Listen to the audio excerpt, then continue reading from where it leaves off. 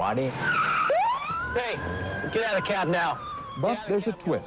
The DA's biggest boosters are the streetwalkers themselves. You better believe I'm going to be behind him. 100%. Why? Police, come here. I said come here. Cattleman is determined to end the revolving door of arrests and releases, but in a way you might not expect. We'll have more on the new district attorney and his controversial ideas. But first, we take you to the streets, where another night is about to begin for the San Francisco Vice Squad. We caution, what you are about to see and hear is graphic. Hi, how are you? Looking for a date. You are? Are you a cop? No, I'm not a cop. The only thing is I don't have a condom with me. Oh, I have condoms. Okay. Yeah. What's your name? Jay, In the area known as the Mission, $30 for the half and half is okay? Yeah, that's fine. love is cheap 5 Victor 26 to 101, he's heading eastbound 17. and risky. 10-4, got it. I'm a police officer. You're under arrest For what? for solicitation for prostitution. Want to step out of the vehicle for me, please? Thank you. Do you have any needles anywhere on you at all? Just keep your hands out of your pockets, okay? Vice Sergeant Mike Lawson has been a cop for 20 Do you have years. any open points or anything like that? So the kind of operation you have going tonight, just give me a rundown on what's happening. What we're doing now is we have an undercover officer. He's out in an undercover car, working in the Mission District. He drives up to the prostitutes that are working on the corners, and what they'll do is solicit him for an act of prostitution. Hi. Are you looking for a date? Yeah. Oh, good. Hi. I charge 20. Is that okay? What he'll do is make a hand-to-hand money transaction. He'll actually give them the money to show that she was engaging in the act of prostitution. Here's the $20, Thank you. and you're under arrest. I'm a police officer. There's one right there. On any given night, You're under arrest and step out of the vehicle. Lawson and his fellow officers You're under arrest right now for soliciting for prostitution, okay? will arrest 20 to 30 prostitutes. Slide over, ladies, for a second, please. Make a hole, thank you.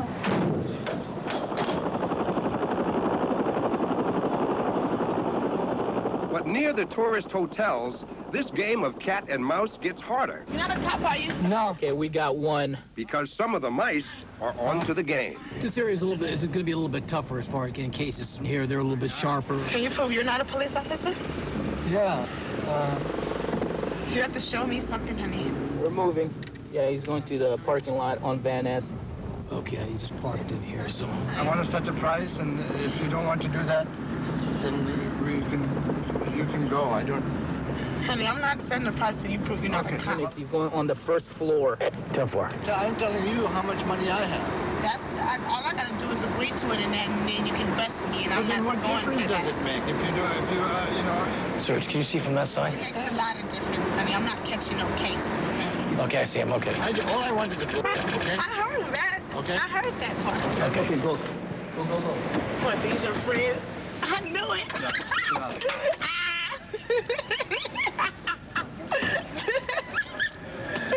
You guys couldn't get me. I wasn't falling for it. You couldn't get me. I was not falling for it. Here, honey. I wasn't falling for it. I knew Chocolate, how are you? You must have. I'm not catching the case. Yeah, you are. You're gonna catch it for public nuisance. What's so funny? Because I knew you was a cop and you wasn't going to trap me. You still gotta go to jail, It though. don't matter. It doesn't matter. Long You're just as I happy have that no you knew... case. You're just happy that you knew he was a cop, huh? Yeah, but honey, I ain't got no case. There was no money exchanged. She wouldn't She talk didn't take about... the money. She didn't take the money. She wouldn't talk about the sex act until the undercover officer exposed himself. And obviously he wasn't going to do that, so he wasn't able to make the case. And so, will she still be arrested? Yes, she'll go to jail for public nuisance and loitering for the purpose of prostitution. I get the strange feeling she feels like she won this round. Oh, yeah, she's playing a good game. All right, ladies, single file along the rail. For Chocolate and so many others, Have a seat on the bench. getting arrested is the cost of doing business. And 6 hours later, How many of these individuals are still in jail? None. None? They're all out again. They're all on out. the street. Who is that? Christine! San Francisco's new district attorney, Terrence Hallinan, is getting an eyeful tonight in his tour of the Tenderloin District. She had some Arabian I Dream of Genie stuff on last night, like a white outfit. like a real bad dresser. See, you're very quiet. Christine, go away. She looks about 18 years old or something. High crime area here? High crime area, lots of nuisance crimes, lots of prostitution. One stepping off the curb. White female in a white dress. See, here we got like, what, 6 or 7? Why'd you step back? If I had my druthers, the state of California would adopt something like Nevada has done. You're talking about decriminalization of prostitution, in theory. Well, turning it over to the health department instead of the law enforcement officials. So you guys understand you're under arrest for loitering for the purpose of prostitution? The cops arrest the prostitutes, they go through the system, and then they're out the next day. What good does that do? Well, really, all it does is kind of move things around. It keeps people from congregating. It keeps them from overwhelming a certain business or a neighborhood or a certain area, but it obviously not solving the problem. The problem with it right now is it's a revolving door. You've been arrested? Many times. And when you get arrested... Close to 100 times. You've been arrested how many times? Close to 100 times. And what happens when you go through the system? Jail, you're processed, and then just... Let go. What's that all about? A waste of taxpayers' money. A waste of my time.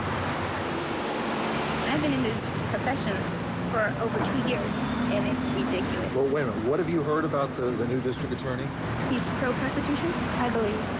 That's not quite true, but 2 years ago, as a city supervisor, Hallinan did propose looking into city-run brothels. If it was behind closed doors, if it was a private matter between consenting adults, I wouldn't consider it a serious problem. And ideas like that are not the only thing that makes Hallinan different from most DAs. You've never prosecuted a case. No. And now you're the chief prosecutor for one of the biggest cities in America. That's right.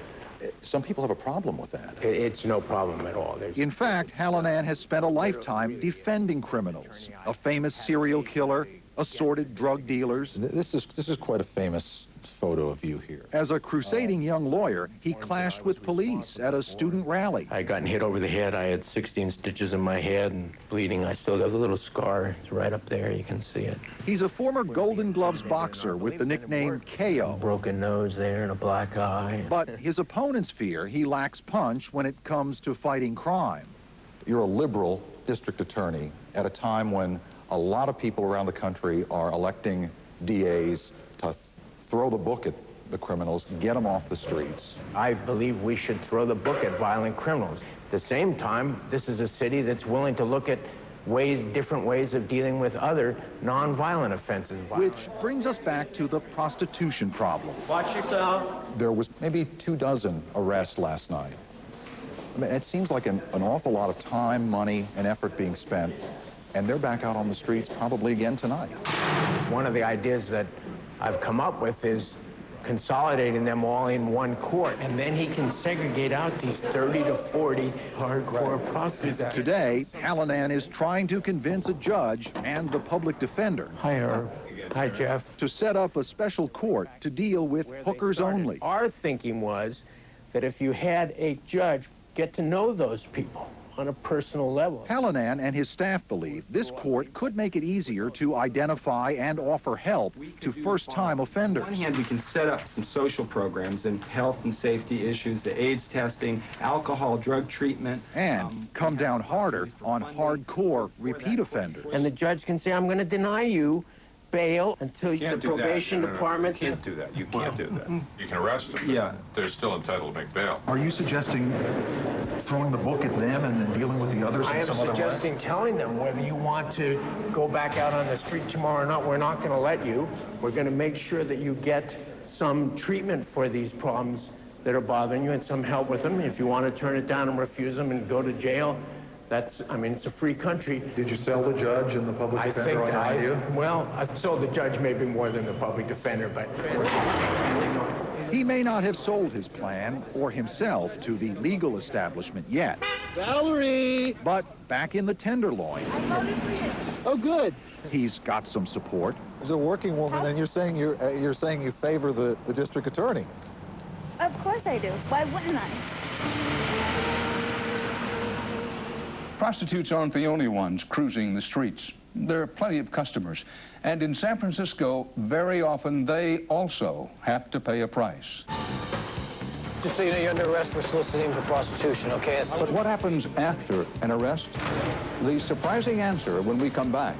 Need your ticket? And later, This is every controller's nightmare. 48 Hours investigates. Everything in the radar room shut off. It could have been an air disaster in the making. Just boom, it's out. Could it happen again to your flight?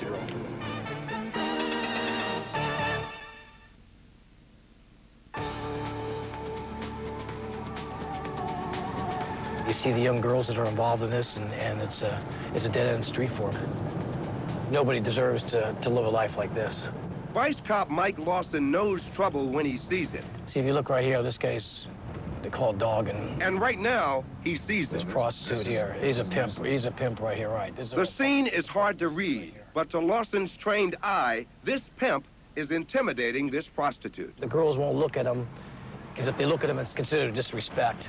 Remember Norma? Get on the sidewalk, Norma. She's lucky Lawson is working tonight. If a prostitute looks at another pimp in the eye, he'll get out of his car and he'll, what they call breaker, and which means take all our money. So I'm gonna have a talk with him and just... Hey, put your hands up on it. Put your hands up on it. Put your hands up there. Spread them out. Step back. What did you see that made you think he was violating some kind of law? He was chasing after her. You're dogging the girl. You can't be dogging her like that. And she was obviously trying to get away. She walked in the middle of the street, trying to get a date in a car just to get out of here.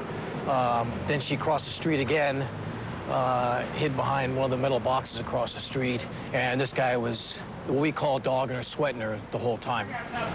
Why don't you step on the sidewalk, man, okay? Yes, Please. sir, you got that. What he was trying to do is he was trying to, in simple terms, get her to work for him as a prostitute. And to leave the pimp she's with. Exactly. Now, what would have happened if her pimp would have came on the scene? Probably been a confrontation. You know, that's how we, sometimes we get shootings down here or stabbings. Get that off me, man. It's a dog-eat-dog world out here. Exactly. It's a world Norma told us she'd like to escape if she could. 5 Victor 101 to 26, 1020. We see these girls every night getting robbed, getting beaten, getting raped. What's it going to cost me for the blue job? No, I'm not police. Lawson doesn't believe that decriminalization will end the violence. So your undercover has picked up a woman. That's right. Here's the swim team, and you're under arrest. I'm a police officer. Okay, move in. Or the abuse. You're being placed under arrest for solicitation for prostitution. Yeah. And why don't you step out of the vehicle so my partner can talk to you, okay? My father didn't set me up, did he? No, he didn't set you up. Okay. Step over here, step out of the water. What's your name? Sonia. Sonia, have you ever been arrested for prostitution before? Yeah. Okay. Do you have any open needles on you, or do you have... Where's the needle? You have an open needle? Pocket?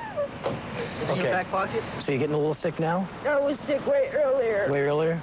So you're out here trying to get money to supply your drug, huh? To get well? No. Her case is typical for the area we're in now. Exactly. It's, Very once typical. again, Drugs. prostitution for drugs. Exactly. But in other cases, the reasons aren't so clear. Boy, there's so many police down there. Jesus. It's hard to comprehend. You have beautiful women out here. Some of them are intelligent, and they choose to do this type of occupation. No visual. You have a safe place we're going to, or? Yeah, it's the place to park. It's real safe. Oh, it's okay? No police? No police whatsoever. So they just went right down this alleyway here. There's a little parking lot right up the block. If I was an officer, I would have already arrested you. Oh. Because you solicited a fight. And you're under arrest. I'm a police officer. Okay.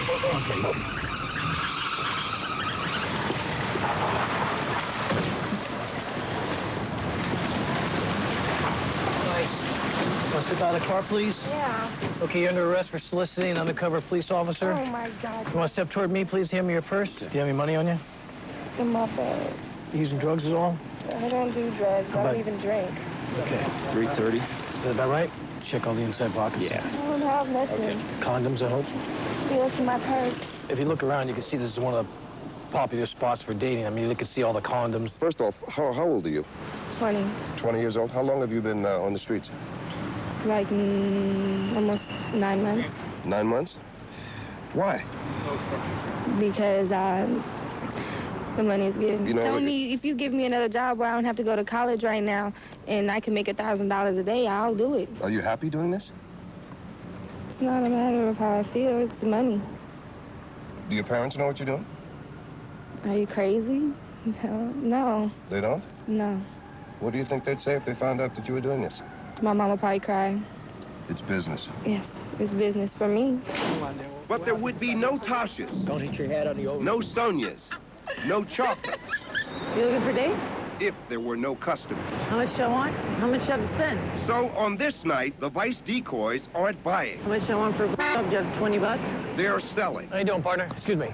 Police, you're under arrest for soliciting for prostitution. These women are undercover vice cops. It's raining out here. The weather's lousy. Does that impede business at all as far as prostitution in this city? No. Looking for a date? The officer will go over to the car. They'll get the solicitation, an agreement for sex for money. $20 each. You want sex for 20, right? So before she'll give the signal, she'll make sure she'll have all the elements of the crime. Now, as I understand it, if a law has been violated, she will put her hand in her hair and flip it back, right? It's a nice hotel. I rented for the night. That's it. You Second got the floor. Car, please. Come off the car. Let's go! Will, move it! Open the door, let's go. One guy in the back right here. Police, step out, please. Just so you know, you're under arrest for soliciting for prostitution, okay? Hey, listen to me. What we're gonna do is go across the street, and you have ID, so you're eligible to be cited and released, okay? You get a ticket and get out of here. Take about 5-10 minutes, okay? Look up here. If you've never been arrested, you qualify with the first offender program. There's a class on the last Saturday of each month. The prostitution in California is a crime. First-time offenders are given a choice. It's our pleasure to prosecute repeat offenders. The courtroom or classroom and a fine. We think of them as basically Russian roulette with your penis. In this model program, the lesson is delivered with all the subtlety of a sledgehammer. To talk to you about sexually transmitted infections. By health officials. Fasten your seatbelts. Typical syphilis sore. This baby got herpes all over its body and survived. Heterosexual sex is the leading cause of infection with HIV for women in the United States. By community leaders. You're destroying a neighborhood. You're destroying people's lives. It's because of you that they're doing it. We're pissed off. You're not only laying waste to yourself, you're laying waste to a lot of women. And by former prostitutes. So growing up, I learned that the only way to get any kind of positive attention from men was to use my body, was to use my mouth and my sexuality. I first started receiving money for sex at age 14. I'm sure some of you have daughters. Think about that. My name is Shirley. I just made 43 Saturday. And I'm crying because I'm looking in this guy's face, and he's looking at one of the ladies on the panel like she's a piece of meat. And it's making me sick. So I kept getting back in the car with you, wondering which one was next. Which one was going to be the one that was going to kill me. And really, part of me inside was hoping that one of you would kill me, because I thought that was the only way that I would ever get out of it, was to die. We are somebody's daughters, somebody's sisters, and somebody's mothers. And we are worthwhile. We're not just a piece of meat. I think it's very, very important for you guys to know that we're not out there doing that because we like it. So far, San Francisco's WOIO program seems to be having an effect. Police say none of the men has been arrested again. Now, ahead on 48 Hours. At the blink of an eye, everything in the radar room shut off. No lights, no radar, no power. This is every controller's nightmare. 6 terrifying minutes over Pittsburgh. Boom, it's out. But the problem doesn't stop there. How safe is your airport?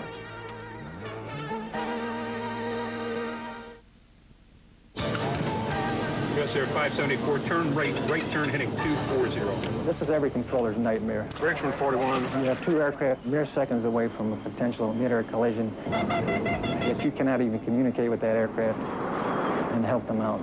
It happened on January 31st at Pittsburgh International Airport. At the blink of an eye, everything in the radar room shut off. USA 922, contact approach. Just boom, it's out. 4028, 300. They lost radios, radar, lights, telephones. It's just the worst situation I've ever seen as an air traffic controller. A tree falls on an electric line, triggering a power outage. And for 6 minutes, the busiest, safest air traffic control system in the world isn't much of a system at all. No electricity, no telephones, controllers relying on emergency radios and the power of prayer. It's very time critical when you lose everything and you have 35 airplanes in your airspace. Kevin Holland, The room goes quiet. Dale Gorley, Everybody sort of stood up. and Johnny Edwards are controllers. You can't talk to your aircraft. You can't see them. You can't see each other. Because they're worried about their jobs, they've asked us to make it clear they're speaking for their union, not the FAA.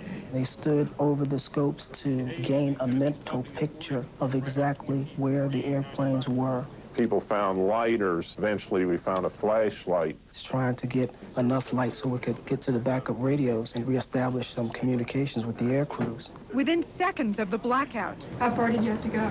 Dale Gorley went in search of an unlikely backup, a payphone. Right here.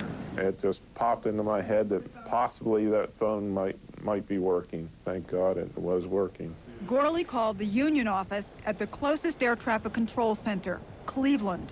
He was fairly frantic. Bill Liberty answered. You could tell in his tone of voice that he was somewhat desperate. I just kind of shouted into the phone, get down to the radar room, let them know that we lost everything, stopped the airplanes, and hung up. All we know is that for some reason they're not taking any more airplanes, and we can't even communicate with them and find out why. But the official line from the FAA makes the whole incident seem like barely a blip on the radar screen. Weather was clear, backup radios worked. When the public hears that there was no radar, no telephones, no electricity, no backup, it sounds pretty dicey. In your view, was it? No. FAA Regional Manager John Walker. In fact, there were 12 aircraft that were lined up for 2 runways. All 12 landed. It was a huge success. I can't speak for what the FAA would say, but I was there. I believe safety was definitely compromised. Planes got too close together. We were able to account for 6 pairs of aircraft that lost separation. Lost separation. They came too close. 48 Hours has obtained an internal FAA memo documenting how 12 planes violated the 3-mile minimum separation rule. 8 of the planes were on final approach and flew much too close to one another. In one case, only a mile apart. Still another jet actually overtook a prop plane approaching the same runway. And then there were 2 planes traveling at about 200 miles per hour, heading right into each other. One airplane is heading south, and the other airplane is heading north. One is descending from 7,000 to 4,000, and one airplane is level at 5,000. So at some point, if you're not talking to those 2 airplanes, they have a potential of getting together. Translation, mid-air collision. It wasn't until the planes already crossed paths that Edwards says he got through to one of the pilots on backup radio. That's very unsettling, very unsettling. If it would have been a overcast day or a rainy day or a snowy day, it could have been very serious. 5 minutes into the blackout, Cleveland is still shut off from the Pittsburgh Tower. Can't talk with the pilots, but can see on radar yet another crisis in the making. Well, one of our controllers, he observed 2 of these aircraft in Pittsburgh's airspace at the same altitude, 8,000 feet, and they were aimed directly at each other. Right at that instant, the landline communications between our facilities came online, and that was the first call they heard from our facility in roughly 6 minutes. And that call was what? That call was, you have these 2 aircraft coming together, and they're seconds from impact, and you need to descend one of these aircraft now. Was that just luck that the system kicked in at that moment? That was pure luck. I think a lot more than luck played a role. Maybe some divine intervention. I'd say we had somebody watching out for us that day. 6 minutes, 12 planes flying so close, it could be one for the record books. But the flying public never heard about it. It turns out we're not the only ones. Any problems in Pittsburgh up in the skies? Well, not that I'm aware of. David Hinson, the FAA's top administrator, didn't even know about it. Why was the public not told about 6 losses of separation up in the sky? Well, I'm not aware that that was the case, and if we didn't tell them, we should have. It took weeks of prodding by 48 Hours to finally get the FAA to admit that, yes, there were problems that morning over Pittsburgh. Still, to this day, the agency downplays the blackout, insisting safety was never compromised. But could the whole incident have been avoided? They elected not to provide a second power feed into the building. These FAA technicians, also speaking for their union, say the problem at Pittsburgh is that all critical equipment was linked to one system. When that failed, everything went. We feel if the second power feed would have been available on January 31st, there would not have been a system outage. What happened in Pittsburgh, can it happen at other control towers now? Yes. I would say Pittsburgh is probably more of the norm out there than the exception in the FAA for these type of problems. Northwest 27. In fact, of more than 500 FAA facilities nationwide, only about 30 have a second power feed. Last year alone, there were major blackouts in Oakland, Houston, and New York. In all, the FAA reported more than 22,000 failures of not only power, but radar, communications, and computers. This is the 9020E. Why? Well, take a look at this room-sized computer.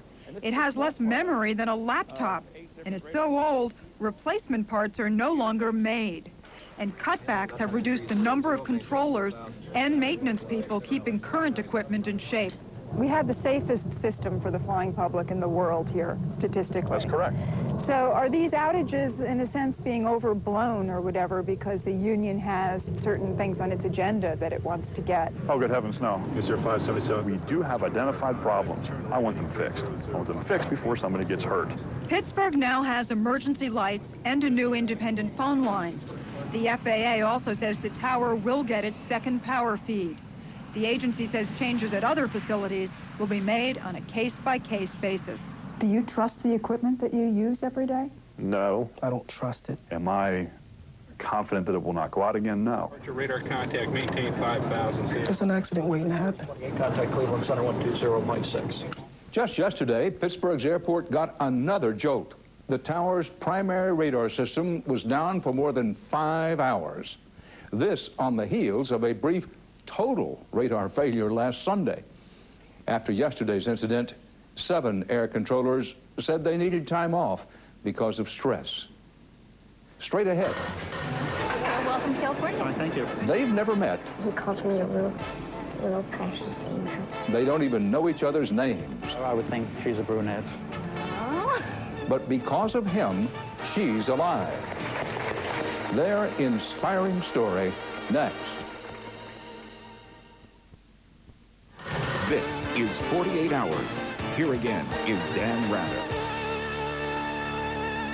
Every year, it's estimated at least 10,000 Americans, most suffering from cancer, need a bone marrow transplant.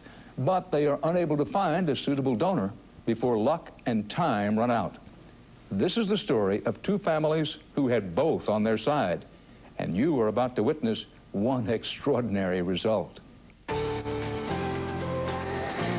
Number 43 from Newark. Ed Celeste and his wife Karen have just flown across the country. Welcome to California. Oh, thank you. In a few hours, they will meet a total stranger. Being able to put a body to a name or a body to the entire situation or the entire experience. A stranger who owes Ed her life. We've been to San Francisco and Tahoe. This is the first time in L.A. We feel like we have a very close tie to this man, even though we've never met him. And he's part of our family. Ed saved the life of Katie Arnold's daughter. I owe this man my life. I mean, I would lay down and die for him because he's given my child life. That's amazing, though. This is the donor's marrow. Yeah. And you took a picture of it? Mm-hmm. 1 year ago, Ed donated some of his own bone marrow to be transplanted in Kelsey Arnold. Always a little pink dress and always a bow in her hair. How would you describe her personality? She was a wolf in sheep's clothing. Perfect. She was as tough as nails and as pretty as could be. She was perfectly healthy as a baby, right? Yes. Perfect. Mm-hmm. But in 1993, Kelsey had what her parents thought was a minor accident in nursery school. We noticed that she had a bump underneath her eyebrow, And so I took her to the doctor. They said, we have bigger problems than just a bump underneath her eyebrow. She has leukemia. Happy birthday to Mommy, hospital. For 2 years, Kelsey fought a losing battle against the disease. It sometimes seems never ending, and I've often asked myself, when's this going to stop? When, enough is enough. Her only hope, a bone marrow transplant. But neither her parents, Katie or Dave Arnold, nor her brother Sean qualified as donors. Instead, one was found through the National Marrow Donor Program. A perfect match from a perfect stranger. But a stranger who we've never met, we don't know where he lives, we don't know anything about him, is closer to her biologically than her own mom and dad. Kelsey has been in and out of the hospital because of side effects from the transplant that have affected her appearance, but not her spunk. Now, do you feel any different now that you have this donor's blood? Are you the same, Kelsey? No. I eat a lot of Chinese food. So wait a minute, you didn't like Chinese food before you got this transplant? But I didn't like it that much. And now you do? Mm-hmm. She would eat Chinese food every day if I let her. Now, I have to ask you a very important question. Do you like Chinese food? Yes. Probably loves that. Oh, eats it in bed. Oh, my God. We should be able to get everything in here. Under the rules of the donor program, Kelsey's family has been told nothing about her donor. And what do we call him? What do we call your donor? A precious angel, and he calls me a little precious angel. Why do you call him Precious Angel? I don't know what else to call him, because we don't know his name. After 12 months, that's about to change. We've been joined now by the World Children's Transplant Fund. But some parents have a tougher time of it. Get more people involved in the National Marrow Donor Program so that we can continue to try and save lives. Baseball Hall of Famer Rod Carew and his family have been desperately searching for a bone marrow match for his daughter Michelle, diagnosed with leukemia last September. It's hard. I don't want to bury my daughter, not yet. Rod's daughter, 18-year-old Michelle, is now hospitalized just down the hall from Kelsey Arnold. Just like the Arnolds, no one in the Carew family is a match for Michelle, not even her older sister, Cherise. I was hoping to be her donor. Well, I thought I would be her donor because we're so alike. So they, too, are counting on an anonymous donor. Well, we haven't come close. Because you hear stories like this, and you're like, oh, why? You want to be happy for him, but then it's like, why isn't it me? But for Michelle, finding a match has been much more difficult. If you can find a donor for Kelsey Arnold, why can't you find a donor for Michelle Carew? Well, the difference really is in the ethnic background. Dr. Mitchell Cairo is both Kelsey's and Michelle Carew's doctor at Children's Hospital in Orange County, California. Kelsey, fortunately, comes from an ethnic background where there are a lot of people who have come forward and are in the National Marrow Donor Pool. Michelle, on the other hand, comes from a mixed racial background, and finding a donor that matches her ethnic background and sometimes is sort of referred to as finding a needle in the haystack. When is your birthday? On the 27th. In Kelsey's case, her donor was found 3,000 miles away from her home, a man who lived in New Jersey. The first letter that she wrote to us, she called Ed... A precious angel. The families have been allowed to communicate only through letters. It's been fun because every time we get a letter, we just kind of take the tidbits of it and, and add them to the things we already know about him, and we've built a little picture of our, in our own minds. I think he either looks like my dad or a short Chinese person. The Arnolds aren't the only ones playing a guessing game. I would think she's a brunette. I want to know everything about this man, how him and his wife met. I mean, I want to know his life history. They go by Dave and Katie? Dave and Katie? Dave and Katie. Okay, here we go. Arms up. Arms up. Oh, this is exciting. This is the closest thing to a wedding we've had in our family. Perfect. Oh, my gosh. Special delivery. Wow. Wow. Are you gorgeous or what? Where's Ducky? Great. I'm very excited. I said I'm very excited. Not too fast on the downhill. We've made this walk a lot of times. Never this happy before. His hands are clammy again. Ed has good reason to be nervous. And my precious angel. What started out as a family affair Here today in a beautiful pink dress, and we want to welcome Kelsey Arnold and her family. has turned into a hero's welcome. And I'm happy that my donor saved my life. Even Michelle Carew, unable to leave her bed for weeks, is here. And if I could ask maybe that we clear a path, we'll get started. And now, without further ado, I'd like you to meet Ed and Karen Gillette.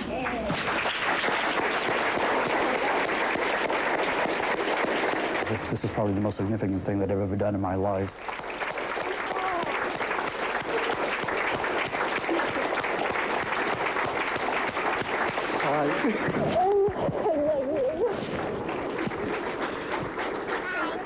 To see this donor come in, was that difficult? A little, but there's a lot of happiness. And just wondering if I'm going to be in this room next year to see, to meet my donors, if I find one. Saved my daughter's life. Someone gave life to that little girl. I think it's important, you know, that people realize that these kids depend on them. It's a wonderful thing for anyone to do. They'll have a lasting relationship, those two families. It's like they're connected forever with a total stranger. Do you think there's somebody out there for you? I hope there is. Michelle Carew still hasn't found that someone, but something that may be even better has come along. Okay, you ready for the gift of life? I am. It's on the cutting edge of medical technology, a cord blood transplant. Last Friday, Michelle received the blood from the umbilical cord of a newborn baby. We love you. I love you guys. I love you.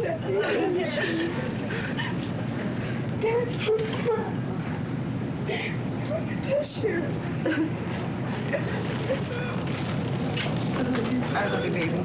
It will be 2 weeks or more before the Carews know whether the transplant worked. Aaron Moriarty. Now, if you'd like to help one of the thousands of people in search of a bone marrow donor, call your Red Cross.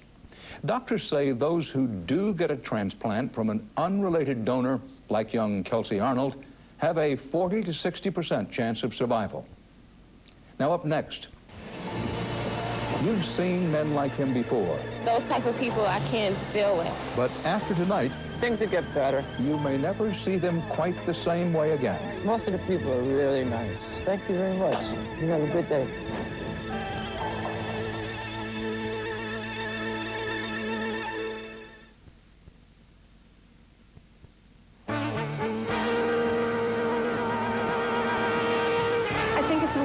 Situation. If I had the money to give them, I will. Sometimes I give, a lot of times I just don't. It depends on how they look. I really feel like, go get a job. I don't want to give you my money. Half the time they're not going to use it for food. There's so many things causing a nuisance during the day. What do I need this for? Those type of people I can't deal with. You got to think about the fact that it could be you one day. My name's John Curto, and I'm from Connecticut. Came to New York just to get on the methadone program, and then I ran out of money, and I was stuck without a job, and I've been staying outside on this church steps for almost a year. Well, thank you very much. You have a good day. Thank you. When I got my yearly physical for the methadone program, I asked to be tested for HIV, and I got this back saying that I came back positive. How you doing today? Hey, thank you very much. You have a good day. The people in the neighborhood are really nice, and they help me out a lot. Sandwich? Sure, I love a sandwich. They know me, and they kind of watch out. But it's hard to ask for, anything. you know, especially when they had their own problems. Oh, thank you very much. If you need anything, you let me know. They'll ask, you know, how I feel, and you know, they always say good luck, or I wish I had a job to give you, you know. So, yeah, that means a lot. Oh, thank you. Hey, how are you today? Okay. Thank you. Good, good, thank you. There's a few celebrities in this neighborhood, and they stop and they talk to you. Joan Rivers, she always says hello, you know. Paul Simon was pretty cool when I met him. Oh, thank you very much, ma'am. You have a good day. You got some good people, you got some bad people. Yeah, they come by, you know, there's most of the time they just look at you like, you know, kind of funny, and they just walk away, you know, but most of the people are really nice. Hey, Alex, how are you today, man? Appreciate it. I average around $20, $25, you know. Some days it might be $30, but some days it might only be 10 or 5. As long as you get enough to eat, that's all I'm happy with. Well, I know I gotta start gaining weight. Well, it'll turn around. Things will get better. I feel embarrassed, you know, because this is not me. Me, I'd rather work. But it's hard being homeless and trying to get a job. You know, it's almost impossible. Oh, you're gonna lose it. Hold it, hold it, hold it. I won't go up to nobody and ask them for anything. You know, if they want to give, okay, fine. You're welcome. If they don't, that's fine too, you know. I want people to give out of their heart. You don't help each other, you know, what are you gonna have, you know? You gotta watch out for each other. Thank you very much. You have a good day. Thank you. In the weeks ahead, we'll be introducing you to more people whose lives may be different from your own, so you can see the world through their eyes. Now, a word about our world and changes. Tonight, as you may have noticed, 48 Hours has made some changes and has a new look. Along with it, a new mission. We're going to try to cover more topics most weeks while bringing you, as we always have, in-depth stories about issues affecting your life. And we try to do it in a different, interesting way. We hope you like the changes. I'll be right back. I'm Dan Rather, and that's 48 Hours. I'll see you tomorrow on the CBS Evening News. Here's a look at one of the reports we're working on. I'm Eric Engberg in Washington. Tomorrow, a CBS Evening News reality check on the Taj Mahal of government buildings, the most expensive one ever. What do you think this thing's going to cost by the time it's all over? I've seen estimates as high as $2 billion. And you thought they were shrinking government. Time out. Now, a preview of some of the stories you'll see in the weeks ahead on 48 Hours. Watch an unforgettable reunion. I hope she likes me. Between a mother... It just seems like it's going hours and hours. ...and her daughter. For my 35th birthday, I'm going to find my Meet a doctor some say has found a cure for cancer. You saved my son's life. And I thank you for that. So why does the government want to shut him down? I'm not Dr. Death, I'm Dr. Life. And we are going to heaven. Visit a California club where members get high. But we can't take checks. But don't get arrested.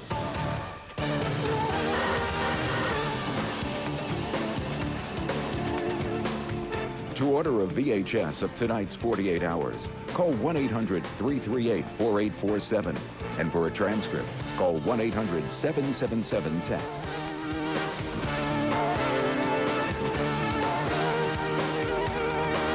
Stick around for The Late Show. Tonight, Dave's with Don Johnson, world figure skating champion Michelle Kwan, and the musical group No Doubt. Now stay tuned for your local news.